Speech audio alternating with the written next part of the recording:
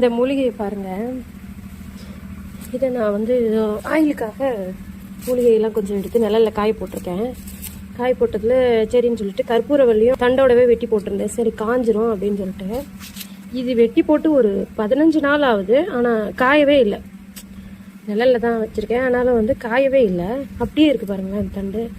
இலை இதில் வந்து தண்ணி இல்லை, எதுவும் இல்லை. வெயில் பயங்கரமாக வெயில் அடிச்சிட்ருக்கு. ஆனாலுமே வந்து இது காயவே இல்லை. இலை எல்லாமே அப்படியே இருக்குது.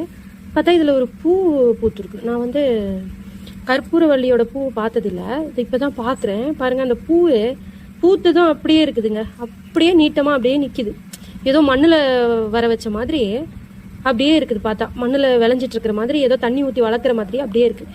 பார்க்கவே அழகாக இருக்குது. அப்படி ஒரு வாசனையாக இருக்குது. பார்க்கும்போது எனக்கு ரொம்ப அதிசயமாக இருந்தது. நீங்கள் இந்த மாதிரி பார்த்துருக்கீங்களான்னு சொல்லி கமெண்ட் பண்ணுங்கள். பூவோட கலர் பாருங்கள் எப்படி இருக்குது. அழகாக இருக்குது பார்க்குறதுக்கு.